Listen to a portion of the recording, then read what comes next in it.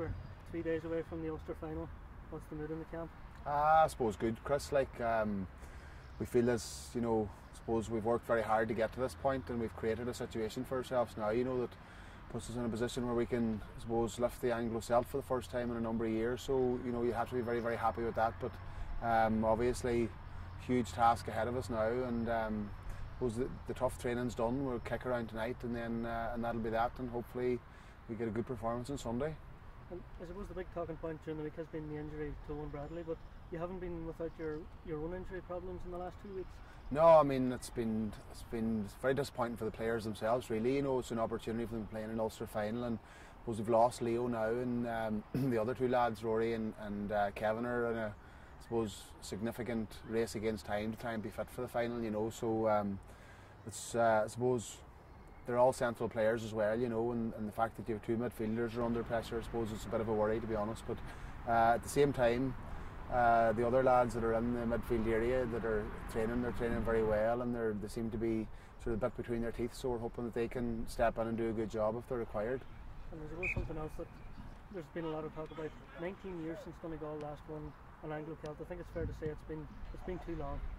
Without a doubt. I mean, it's something that we've been trying to rectify, I suppose, for a number of years, and we haven't managed to do it, and I suppose it's not something we'll be focusing on hugely in the build-up to the game. I think it's obviously it's an important stat for the county, generally, but for the players it's just a matter of trying to focus on, I suppose, everything they've been working on up to now and try and get that right. And we'd be very happy with our preparations from the point of view of our physical fitness, and they have put in a huge effort since the turn of the year to get into the shape that they're in now, and we just hope they can go out on Sunday now and they can show what they're capable of doing on the big day. And if they can do that, we'd be very, very happy, and if we can win it, we'd be delighted for the boys themselves.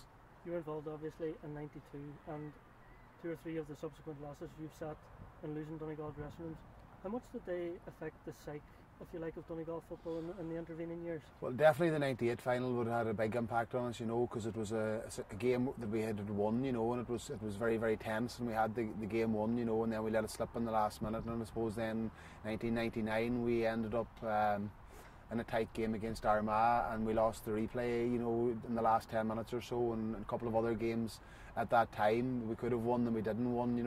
When it came down to the wire, we always ended up on the wrong end of the result, and we're possibly carrying that baggage with us. That particular team was at that time. But I don't think that's going to have any impact whatsoever in the game on Sunday. Really, none of them lads, some of them weren't even born at that stage. And they don't really remember it. It's not in their mindset. They're just focused on, I suppose, the job at hand this weekend, and that's obviously a very, very strong Derry team. Very big around the middle of the park, very good inside forwards, they like the ball in early, so there's a lot for us to deal with. Different team and a different approach to the Tyrone game, but at the same time, a number of threats. So, we have to try and deal with that and also try and get our own game plan going. And so it's not going to be easy, and I suppose you're looking at maybe 35,000 at the game as well, and some of our young boys are coming out of minor and 21 and stuff, so that's a challenge for them as well. But we'll be confident that they've a lot of work done, and we can hope that can translate now into a good performance for them. I suppose an Ulster final is a special occasion, especially for Donegal folk anyway. As a player, when you get up in the morning, you're just mad to get on the bus for a start, and you'll never forget, and the players will never forget it either, for as long as they live, is the hair standing on the back of your neck as you come into Clonus on the bus, and people, supporters, looking up and waving flags at you and waving to you, and you just... It takes so long to get to the dressing rooms because that's just the way Clonus is, But once you get into the dressing rooms then and get togged out, you're just mad to get out in the field, and you're hoping then that your nerves kind of hold up then, and you turn that sort of nervous energy into positive nervous energy, and just take it from there then. As well as the guys coming out of minor and under 21, we've got quite a few guys there who've been there on Ulster final day. They know the drill.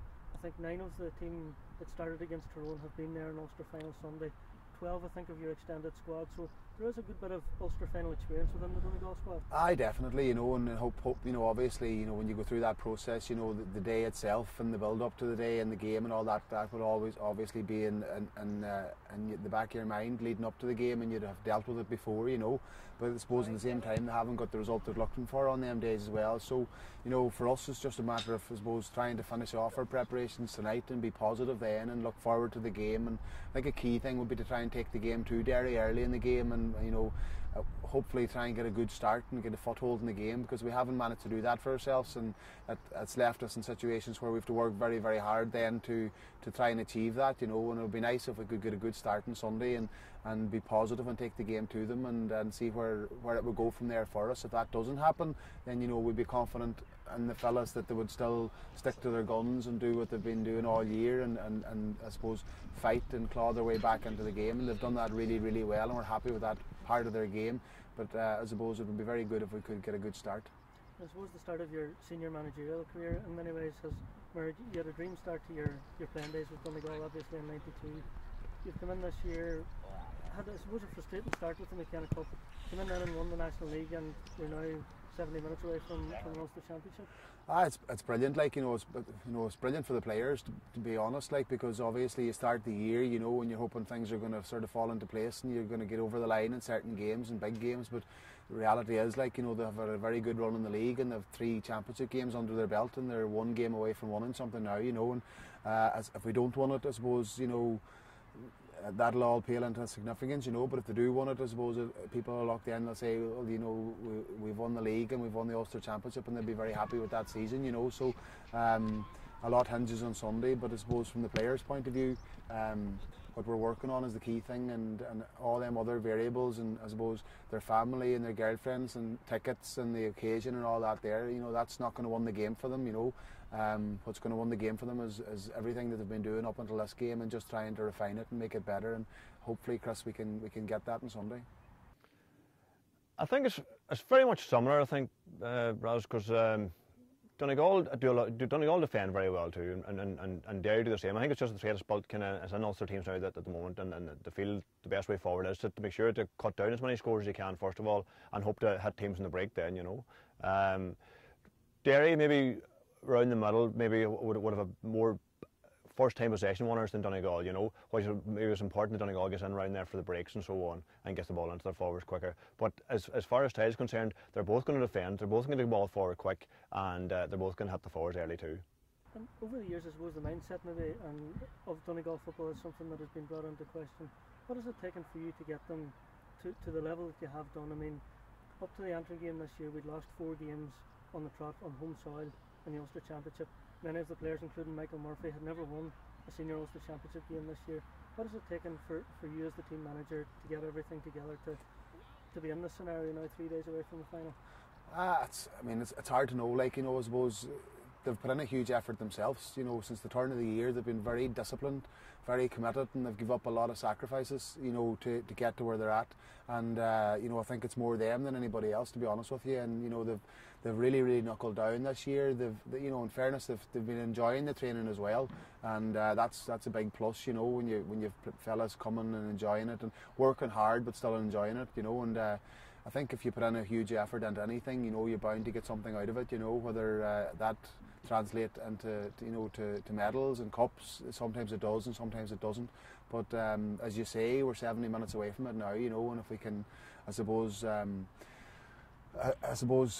be true to ourselves and be honest with ourselves, and deliver, you know, the performance we feel that's in us, and I suppose empty the tank for Donegal and give everything that they have in their bodies, something we asked off the start of the year, then I don't think anybody have any complaints. If that's enough to win the game, then we'll be delighted. And if not, you know, as I said to the boys all the time, there's no harm in getting beat. You know, it's when you haven't given everything and you get beat, you've got regrets. And if we wake up on Monday, you know, and we've given everything and we're beat, you know, we won't have the regrets. And we had that situation with the 21s last year. They give it absolutely everything. You know, they weren't feeling the best, a lot of them, and they give it everything. You know, and you have a clear conscience the next day. You know, you tried your best.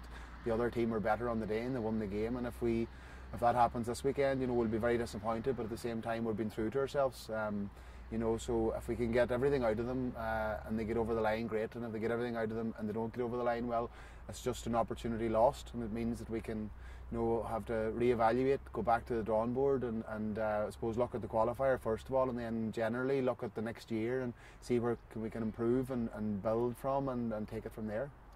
I suppose in the championship this year, the Antrim game was one that was talked about, I suppose, for weeks after. But psychologically for the squad, how big was the Tyrone win in the semi-final? I think they're all big victories, to be honest with you, because, you know, the Antrim one was a game they had to win.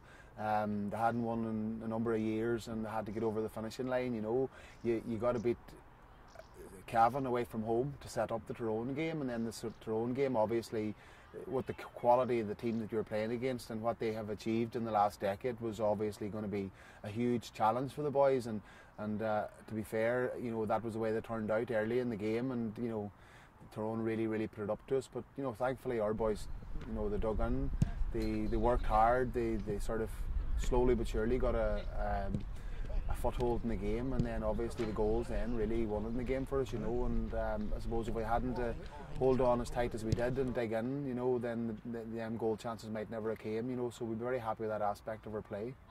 It's hard luck past, I suppose, and around the middle, as I said there, it's who wants for first time possession around there. Now, as Donegal work a lot in breaks and so on, and getting men around, Mark McHugh and all the boys in around for breaks, I think it's going to be a big factor in the game, and who owns that breaking ball around that diamond, you know, in the middle around the middle of the field.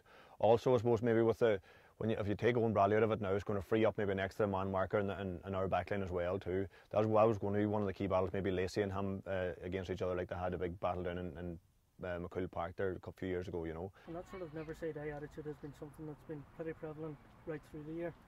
Well, I suppose it's a fair comment, you know. It's probably happened in maybe 60-70% of our games where we've been in a difficult enough situation, we've managed to win the game or get something out of the game, you know. So definitely it's a trait within the team, you know, and we're very thankful for that, you know. And again, you know, I suppose there's two roads you can go down, you know. You can take the easy option or the hard option, you know, and the hard option, you know, is that, like, and it's not easy to do it, you know. But thankfully most of the days this year anyway, they've taken the hard option and they've decided they're going to roll their sleeves up and dig in, and you know, every time they've done it, you know, it's been successful for them. So hopefully it won't be called for on Sunday, and we'll start well and we'll get a good run in the game. But if it is called for, you know, that we know that it's there, and hopefully we can tap into it again. And how different do you see the challenges that Derry will present to what you've faced already in the championship?